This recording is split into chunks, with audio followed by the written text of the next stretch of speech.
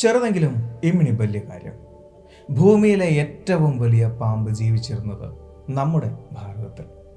ഈ കഴിഞ്ഞയാഴ്ച അങ്ങനൊരു വാർത്ത നിങ്ങളിൽ ചിലരെങ്കിലും കേട്ട് കാണുന്നു. പടിഞ്ഞാറൻ ഗുജറാത്തിലെ പനന്ത്രോ ലിഗ്നൈറ്റ് ഖനിയിലാണ് അങ്ങനൊരു പാമ്പിന്റെ ഫോസിൽ കണ്ടെത്തിയത്. ഭാരതത്തിൽ നിന്നും അങ്ങനൊരു പാമ്പിന്റെ ഫോസിൽ കണ്ടെത്തിയത് കൊണ്ട് തന്നെ സ്വാഭാവികമായും അതിനിടാവുന്ന ഒരു പേരിൽ തന്നെയാണ് അത് അറിയപ്പെടുന്നത്, വാസുകി ഇൻഡിക്കസ്. എന്തുകൊണ്ട് വാസുകി? നിങ്ങൾക്കറിയാമോ വാസുകിയെക്കുറിച്ച്? ഹിന്ദു പുരാണത്തിൽ പറയുന്ന ഒരു വലിയ പാമ്പാണ് വാസുകി. ശിവൻ ആഭരണമായി കഴുത്തിലണിഞ്ഞിരിക്കുന്ന ഒരു വലിയ പാമ്പ്. ഹിന്ദു പുരാണത്തിൽ ഏറ്റവും കൂടുതൽ കേട്ടിട്ടുള്ള ഒരു കഥയാണ് പാലാഴി മഥനത്തിനെ കുറിച്ച്. പാലാഴി മഥനത്തിന് ഉപയോഗിച്ചിരുന്നത് വാസുകിയാണ് എന്നും വിശ്വസിക്കപ്പെടുന്നു. ഭാരതീയ പുരാണ കഥകളിൽ നാഗദൈവങ്ങളുടെ രാജാവായാണ് വാസുകിയെ കണക്കാക്കുന്നത്.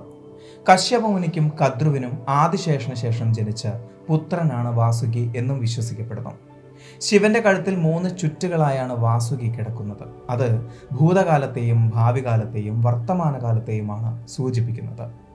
ഹിന്ദു പുരാണത്തിൽ അങ്ങനൊരു പേര് പറഞ്ഞു എന്നതുകൊണ്ട് മാത്രമാണോ ഭാരതത്തിൽ നിന്നും കിട്ടിയ ആ ഭീമൻ ഫോസിലിന് വാസുകിയുടെ ഫോസിൽ എന്ന് പേരിട്ടിരിക്കുന്നത്? ഒരിക്കലുമല്ല. ഹിന്ദു വിശ്വാസത്തിൽ മാത്രമല്ല, ബുദ്ധമത വിശ്വാസത്തിലും വാസുകി എന്ന പേരുള്ള ഒരു ഭീമൻ നാഗത്തെക്കുറിച്ച് വിശദീകരിക്കുന്നുണ്ട്. നാഗമാണിക്യവുമായി നീങ്ങുന്ന വാസുകി എന്ന ഭീമൻ നാഗത്തെക്കുറിച്ച്. ആ നാഗത്തിന് മാനസ എന്ന പേരുള്ള ഒരു സഹോദരിയും ഉള്ളതായി ബുദ്ധമത വിശ്വാസത്തിൽ പറയപ്പെടുന്നു. ഹിന്ദുയിസത്തിലും ബുദ്ധിസത്തിലും മാത്രമല്ല, ചൈനീസ്, ജാപ്പനീസ് പുരാണങ്ങളിലെല്ലാം വാസുകി എന്ന പേരിൽ ഒരു ഭീമൻ നാഗത്തെക്കുറിച്ച് വിശദീകരിക്കുന്നുണ്ടത്രേ. അങ്ങനെയെങ്കിൽ ഇവിടെ നിന്നും ലഭിച്ച ഒരു ഭീമൻ നാഗത്തിന്റെ ഫോസിലിനിടാൻ സാധിക്കുന്ന ഏറ്റവും കൃത്യമായൊരു പേര് തന്നെയല്ലേ വാസുകി ഇൻഡിക്കസ്. പൊതുവെ ഇത്തരം വിശ്വാസങ്ങളെല്ലാം പുരാണങ്ങളായാണ് നമ്മൾ കണക്കാക്കപ്പെടുന്നത്. പുരാണങ്ങളാണല്ലോ മിത്തുകൾ. ഈ കഴിഞ്ഞ ദിവസം ഒരു സുഹൃത്ത് എനിക്കൊരു മെസ്സേജ് അയച്ചു. അദ്ദേഹം പറയുന്നു, എൻ്റെ പല വീഡിയോകളിലും ഹിന്ദു ചരിത്രത്തെ ഞാൻ ഹിന്ദു മിത്തോളജി എന്നാണ് വില കുറച്ച് വിളിക്കുന്നത് എന്ന്. എൻ്റെ അറിവനുസരിച്ച് തെളിവുകളുള്ള നമ്മുടെ ഭൂതകാലത്തെയാണ് ചരിത്രം എന്ന് വിളിക്കുന്നത്. തെളിവുകളില്ലാത്ത നമ്മുടെ ഭൂതകാലത്തെ പൊതുവെ മിത്തോളജി അല്ലെങ്കിൽ പുരാണം എന്നാണ് നമ്മൾ പറയുന്നത്. അങ്ങനെയെങ്കിൽ ഇന്നലെ വരെ പുരാണമായിരുന്ന വാസുകിക്ക് ഇന്ന് തെളിവുകൾ ലഭിച്ചപ്പോൾ അത് ചരിത്രമായില്ലേ? അങ്ങനെ ചിന്തിക്കുന്നവരുണ്ടാകാം. ശരിയാണ്, ഫോസിലുകൾ തെളിവുകൾ തന്നെയാണ്. എന്നാൽ അങ്ങനെ ഒരു ഭീമൻ നാഗത്തിൻ്റെ അല്ല, പാമ്പിന്റെ അസ്ഥികൂടം കണ്ടെത്തി എന്നതിനാൽ അതിനർത്ഥം അത് പുരാണങ്ങളിൽ പറഞ്ഞ അതേ നാഗം തന്നെ ആകണം എന്നുണ്ടോ? അങ്ങനെ ഒരു അസ്ഥികൂടത്തിന് പുരാണങ്ങളിൽ പറഞ്ഞിട്ടുള്ള നാഗത്തിന്റെ പേരിട്ടു എന്നാൽ പുരാണങ്ങളിലെ നാഗത്തിനെ ചുറ്റിപ്പറ്റിയുള്ള കഥകളെല്ലാം സത്യമാകണം എന്നുണ്ടോ? ആരുടെയും വിശ്വാസങ്ങളെ ചോദ്യം ചെയ്യാൻ ഞാൻ താല്പര്യപ്പെടുന്നില്ല. 2005 ലഭിച്ച ഈ ഫോസിലൂടെ മനസ്സിലാക്കാൻ സാധിച്ച ഒരു കാര്യം, ഏതാണ്ട് 47 മില്യൺ വർഷങ്ങൾക്ക് മുമ്പ് ഭൂമിയിൽ ജീവിച്ചിരുന്ന ഒരു പാമ്പിന്റെ നട്ടെല്ല് ഭാഗത്തെ 27 കശേരുക്കളാണ് കണ്ടെത്തിയിട്ടുള്ളത്. ഭൂമിയിൽ ജീവിച്ചിരുന്ന 20ഓളം മറ്റു പാമ്പുകളുടെ കശേരുക്കളുമായി ഇത് താരതമ്യം ചെയ്തിട്ടുമുണ്ട്. അതിലൂടെ മനസ്സിലാക്കിയ ഒരു കാര്യം, വാസുകി ഇൻഡിക്കസ് എന്ന് പേരിട്ടിട്ടുള്ള ഈ ഒരു പാമ്പിന് ഏതാണ്ട് 2200 പൗണ്ടിൽ കൂടുതൽ ഭാരമുണ്ടായിരുന്നു. അതായത് 1000 കിലോഗ്രാമിൽ കൂടുതൽ ഭാരമുണ്ടായിരുന്നു എന്ന്.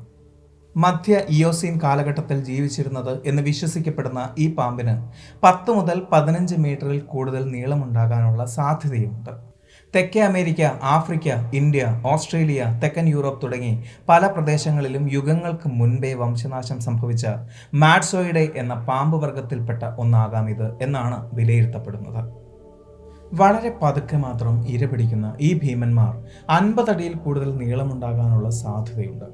അതിന് കാരണമായി പറയപ്പെടുന്നത് ആ കാലഘട്ടത്തിലെ ഓക്സിജന്റെ അളവും ഉയർന്ന താപനിലയുമാണ്. ശീതരക്തമുള്ള ജീവികൾ ഉയർന്ന താപനിലയിൽ വളർന്നു വലുതാകാനുള്ള സാധ്യതയുണ്ട് എന്നാണ് പഠനങ്ങൾ പറയുന്നത്. പ്ലിസ്റ്റോസിൻ കാലഘട്ടത്തിന്റെ അവസാനത്തിൽ ഓസ്ട്രേലിയൻ ഭാഗത്ത് ഇത്തരം പാമ്പുകൾ ജീവിച്ചിരുന്നതായും കണ്ടെത്തിയിട്ടുണ്ട്. കാലങ്ങൾക്ക് മുമ്പ് ഭൂമിയിൽ ജീവിച്ചിരുന്ന ഏറ്റവും വലിയ പാമ്പായി കണക്കാക്കിയിരുന്നത് ടൈറ്റനോബോവ എന്ന വർഗത്തെയായിരുന്നു. 60 മില്യൺ വർഷങ്ങൾക്ക് മുമ്പേ ആയിരുന്നു അവ ഭൂമിയിൽ ജീവിച്ചിരുന്നത്. ഏതാണ്ട് 12 മീറ്ററിൽ കൂടുതൽ നീളവും 1200 കിലോഗ്രാമിൽ കൂടുതൽ ഭാരവുമുള്ള ഭീമൻ പാമ്പുകൾ. ദിനോസറുകളുടെ വംശനാശത്തിന് ശേഷം ഭൂമിയിൽ ജീവിച്ചിരുന്ന ഏറ്റവും വലിയ ഉരകവർഗമായി ഇവയെയാണ് കണക്കാക്കിയിരുന്നത്. 2009 കൊളംബിയയിലെ ലാ ഗുജൈറയിലെ ഒരു കൽക്കരി ഖനിയിലാണ് ഇവയുടെ 28 ഫോസിലുകൾ കണ്ടെത്തിയത്. അതിലൂടെയാണ് 2500 പൗണ്ടിൽ കൂടുതൽ ഭാരവും 12 മീറ്ററിൽ കൂടുതൽ നീളവും ഇവയ്ക്കുണ്ടാകാം എന്ന് തിരിച്ചറിഞ്ഞത്. പാലിയോജിൻ വംശനാശം സംഭവിച്ചതിന് തൊട്ടു പിന്നാലെ 10 ദശലക്ഷം വർഷത്തെ കാലഘട്ടത്തിൽ ഭീമാകാരന്മാരായ ഈ പാമ്പുകൾ മിഡിൽ മുതൽ ലേറ്റ് പാലിയോസിൻ കാലഘട്ടത്തിൽ വരെ ജീവിച്ചിരുന്നു എന്നാണ് വിശ്വസിക്കപ്പെടുന്നത്.